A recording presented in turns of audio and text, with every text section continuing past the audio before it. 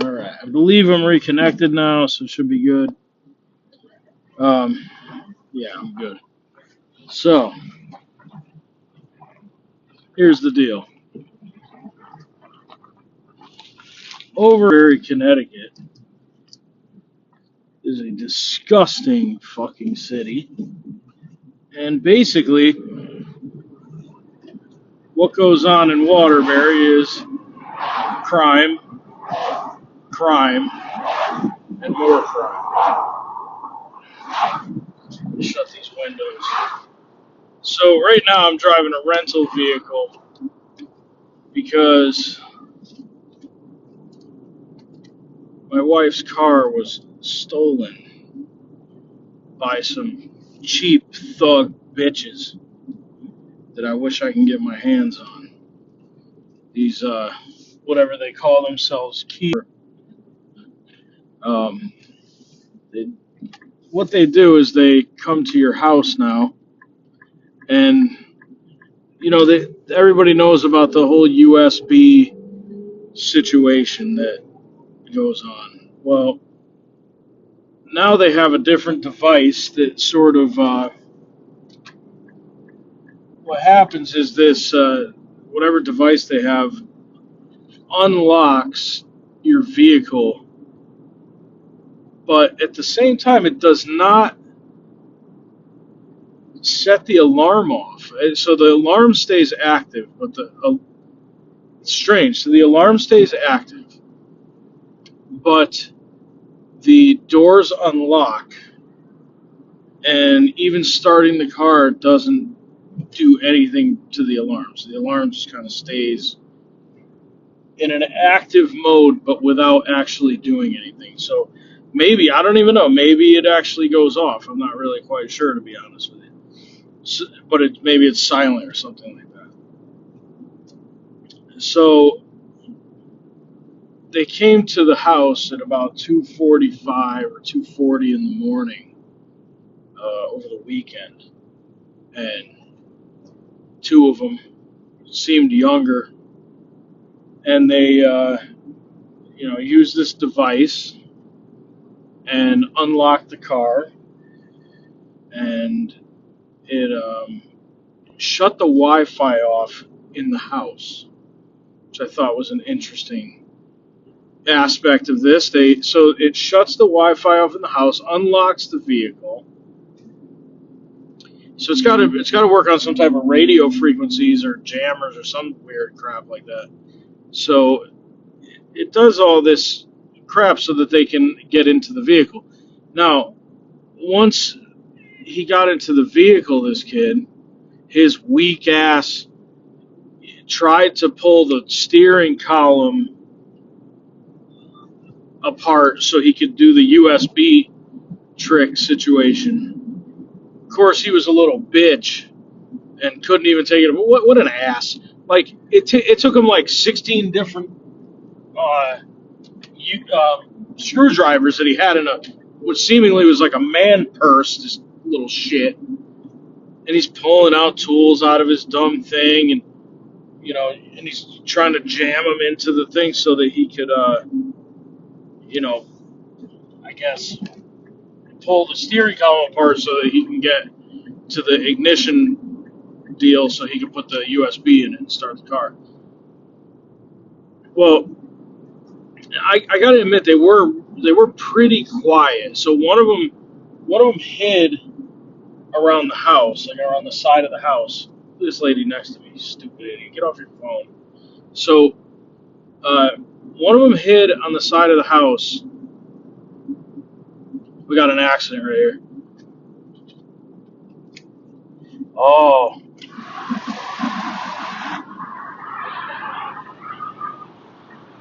get off your phone! Get off your phone! Stupid fucking dumbass. You're gonna fucking kill somebody. Jesus. She's got a little fucking kid in the front seat. She's gonna kill the kid.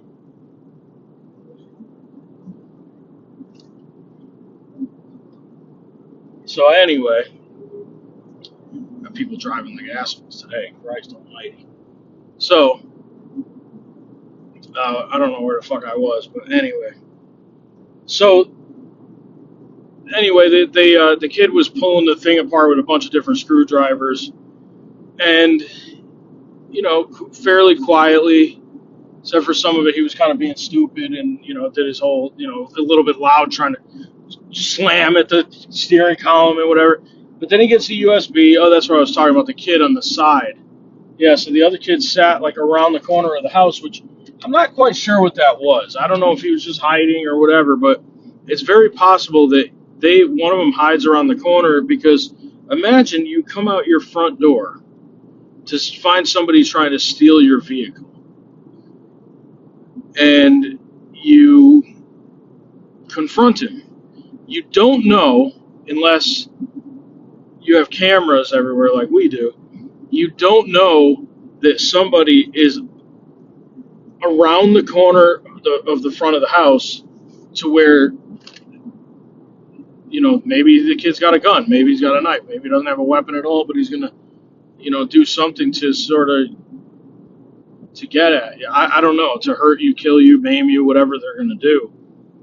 So obviously, if that ever happens, be careful walking out to this situation, because seemingly they have somebody hiding there just in case, to stop you from stopping them, I guess.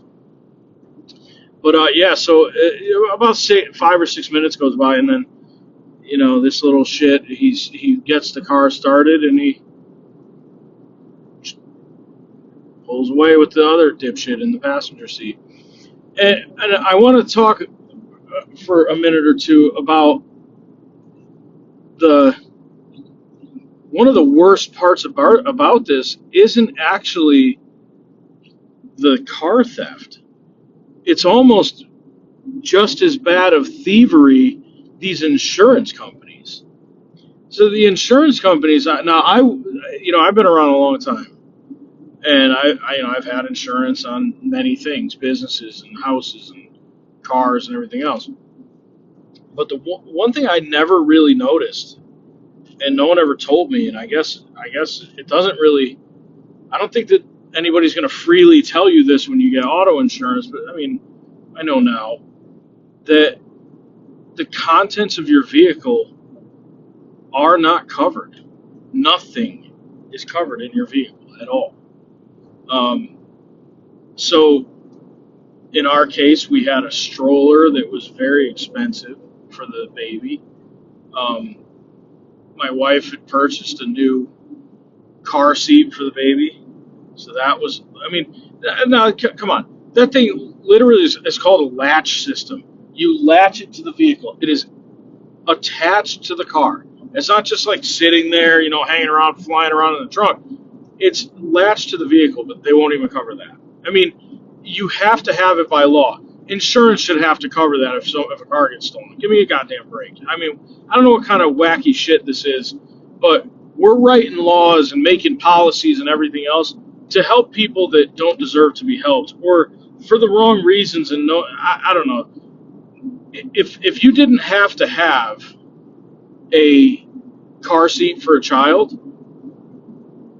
don't cover it. But if by law I have to have one, I mean, let's put it this way. If I didn't have a baby in a car seat and I got pulled over and I got a ticket, my insurance rates would go up because I didn't have the goddamn thing. Well, if that's the case, then you should be covering it. Seriously. That's just like a general thought of mine. If there's something that I need by law, like if something happened and someone were to cut my fucking seatbelt or something, which I need by law, you're going to tell me insurance is going to cover it? That's also lash. I just feel like a couple things in that respect on insurance need to change, where the things in your vehicle are not covered. Also, maybe something that needs to change a little bit is these. So we have rental coverage that we pay for. I mean, we pay dearly for all of this shit for insurance. Trust me, it's very expensive what we pay for insurance. But the rental, I'm confused at this. To say we cover up to $40 a day is insanity. I don't know what. Maybe in Wyoming or something. Maybe rental cars are $40. I'm not really quite sure, to be honest with you. But you know, it seems a little low to me that that's what you would cover on a daily basis is a $40 a day rental car, which pretty much nothing is. Especially if what if you're insuring for a pretty penny, like a Mercedes SUV or Range Rover, something like that. Your rental, what the hell comparable car are you going to get for $40 as a rental? I mean, the general public should come together and hold insurance to task at this rate for the things that they do, because a car gets stolen, nothing in it is whatever. They cover $40 a day for a rental when it's more than that. They, nothing at all, and then in our case, a car that's paid off that you don't have a payment on, they give you jack shit for money. I'm sure, which we haven't got paid for anything yet because they don't know whether the car is ever going to be found, and if it is, and whatever. But this is the assumption. I mean, cars get stolen around here because it's rampant because this Connecticut is so soft on crime. They call it victimless here. They call it victimless. I mean, with the amount of money that we've had to spend already, trust me, it's not victimless. And what we're going to have to spend, because this car, regardless of how many miles on or whatever, if it's paid off, you don't know how many years you have left. It could be if you maintain a car very well, and it has under 100,000 miles, this thing is going to last you years, especially if you barely drive a lot of miles or anything. So these things can last you many, many, many years. And let's say they throw $5-6 at you or something like that. What vehicle are you going to get that's going to last you 5-6 years? $5,000. You're going to go to the side of the street in the hood and buy, well, basically your smashed car back for $5,000 is about what you could do. But they should be trying to give you like a reasonable amount, especially for the price that we pay for insurance. I mean, it is extraordinary. And then they tell you, well, it's because of where you are. Well, if it's because of where I am, then that means you're assuming that my car is going to get stolen. You should cover a lot more.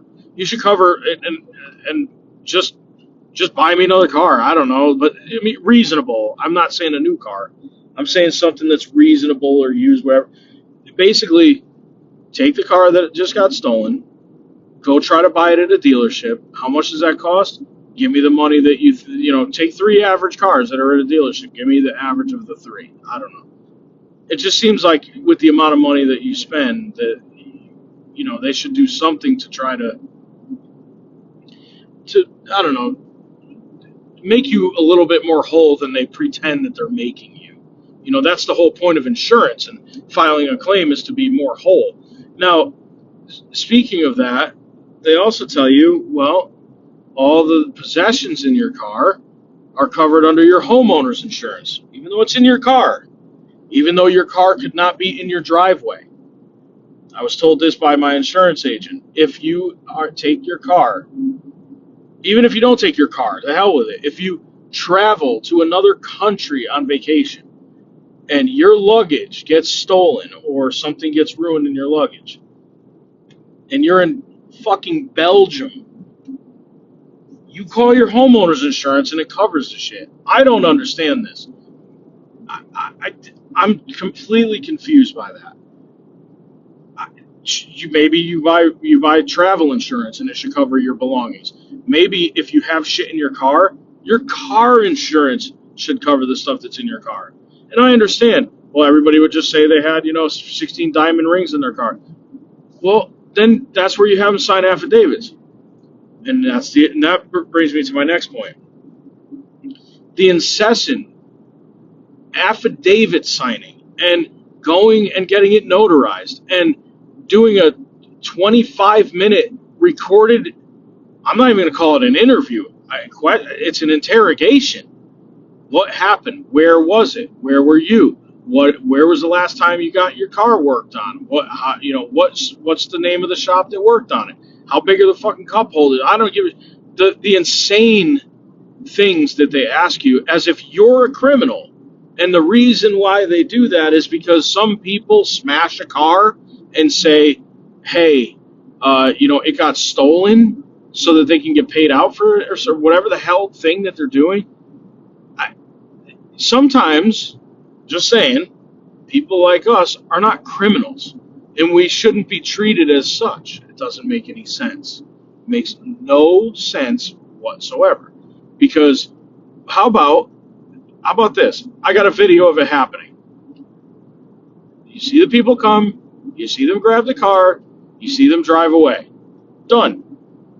That should be enough. There should be no fucking affidavit signing and go out of your way, go to a notary, pay for a notary, by the way. Pay for a fucking note. Give me the money back. How about that? You're the one that wants the goddamn notary. You're the one that won't take my word for it. Who's going to pay me for my time? My lost wages. God knows how much per hour that I can lose by sitting there on the phone in an interrogation, just waiting for somebody to say, hey, are you sure you didn't steal your own car? It's absolute goddamned insanity, this whole shit. But needless to say, the insurance shit has problems. It really does. It has many, many problems, and I'm not quite sure at this point which one causes more issues, whether it's trying to deal with the insurance thing and trying to deal with buying another car and finding one that will work for you, finding one that now that you have to have payments on, and what can you afford. And when you already have a car payment, when you have two vehicles and one of them doesn't have a car payment, you set your standards and your limits based on what you have. And if you know that you treat a car well and you have insurance, you say, well, here's the deal. I'm going to purchase a vehicle, or I'm just going to drive around not, having to worry about a car payment on one car, and then I know what my limits would be on this second vehicle that does have a payment. Well, when something happens like this, nobody's accounting for, oh, well, somebody's just going to scam me. Someone's going to steal my car, and then the person who I pay to insure that so I can get another car is going to scam me and only basically buy me half a car. I mean, $5,000 will get you. You literally can't even buy a fucking golf cart for $5-6 at this point. So it's kind of stupid that's what they're going to pay you. But I mean, I'm not joking. You can go online and say, hey, I got paid for a 2015 vehicle. I got paid by the insurance company $5,000, and you can't buy a fucking golf cart for that. So someone explain that shit to me. That you can't. You're like, oh, okay, I need this thing for my kids, and I got to get to work. But what they paid me for this, I can't get a golf cart. I'm interested what would happen if a fucking golf cart were stolen and I had it insured, because you can't buy one for that. So what the hell are they worth to the insurance company? I bet you'd probably get the same amount from insurance if your goddamn golf cart was stolen as you would if your car was stolen, because that's how insane this whole goddamn society is now, with all their, everybody trying to get one over on the next guy, and insurance trying to get one over on just the good people. So anyway, I don't get this anymore. I really don't. I don't understand how any of this shit. I'm a pretty smart person. I don't understand how they fucking get away with this. I don't know how criminals get away with shit. I don't know why victims are told that they're not victims. I don't know why, furthermore, victims are treated like suspects. And then in the end, you get screwed as the victim worse than the suspect could ever get screwed. Because in Connecticut, they write laws where even if you did get caught, you're released without bail. And even if you did get caught, which they're not allowed to chase you, they're not allowed. There's no sentences for. You can't get a sentence of jail time in Connecticut for stealing a car. Well, geez, I wonder why people do it. Why are the bitch ass Kia boys, stealing? Why is that even a thing? Well, because someone's soft on crime somewhere. Because, if there's people like me out there who are awake when something like that happens, and someone's hiding around a corner, you're fucking toast as far as I'm concerned. There's no, because that person hiding around the corner most certainly has a weapon and most certainly is going to try to harm me in a serious way or kill me. So there's not a chance that you're walking out of that in a survival type of way. You're just going to stop breathing, and that's the end of that shit. But lucky for them, no one in my house was awake, because if they were, they wouldn't be alive right now. And it would be justified based on what their actions are as usual.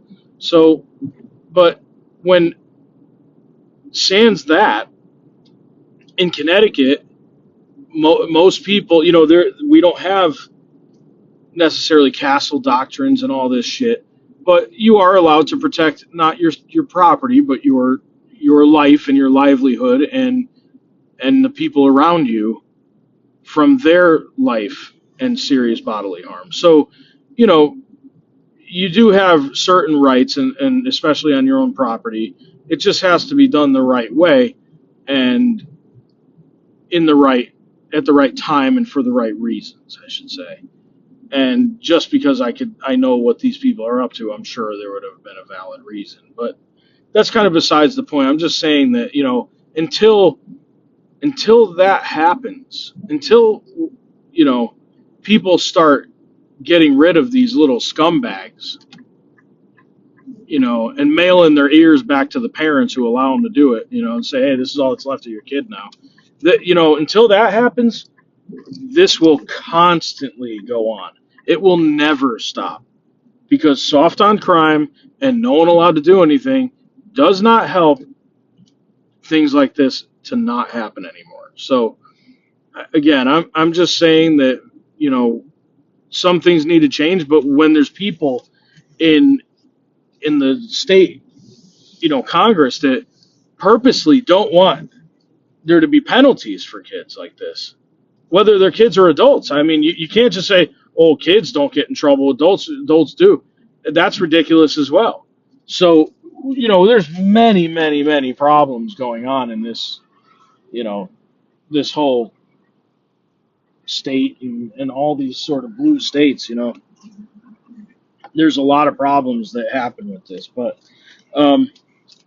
needless to say, I'm not happy with what's going on.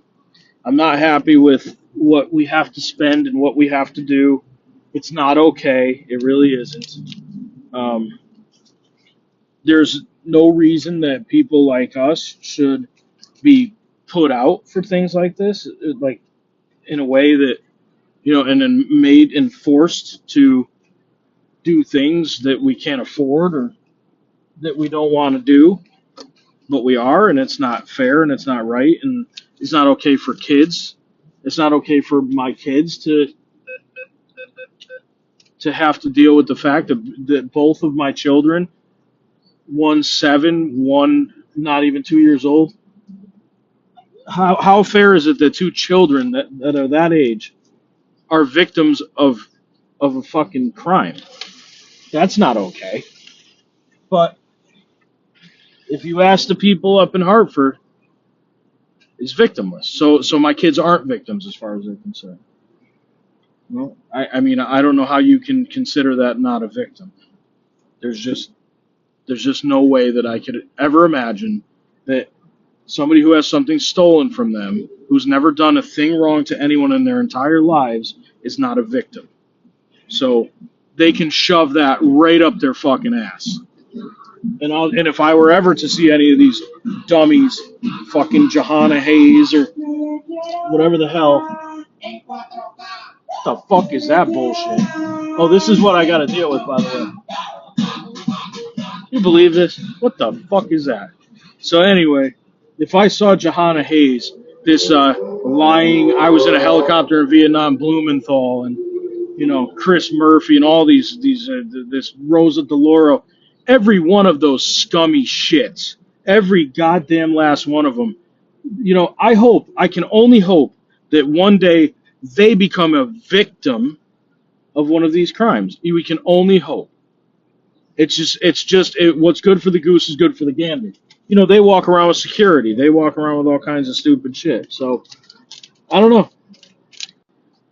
I don't really like this. I can't take it anymore. I'm not really a fan of what's happening, and I'm telling you right now, I or we are not long for this state. It needs to go. We need to go, and hopefully, hopefully I can do a lot more, live videos, but driving in a place that's not so fucked up.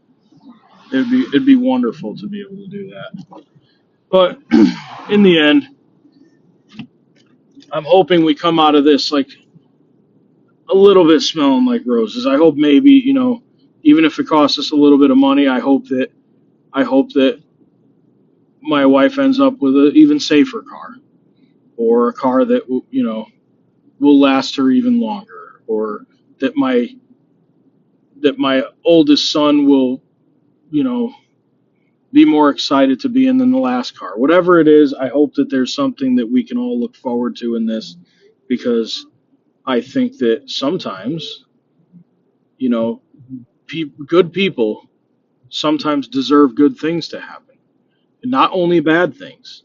It shouldn't only be the bad things that happen to good people. So we're gonna hope, or I am at least, and we'll see what goes on, and I'm sure I'll be updating this. But in the meantime, I'm just gonna drive around this rather expensive rental car and try to figure out how to rebuy all the expensive things that we worked really hard for to get for our kids, and hope that we can sort of recoup that in a way and gain those things back somehow, and you know move along from this shit.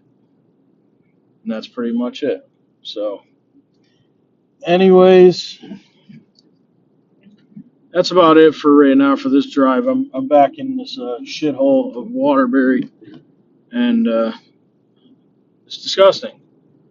Can't even open your window. Sounds like shit, smells like shit, looks like shit, pretty much shit.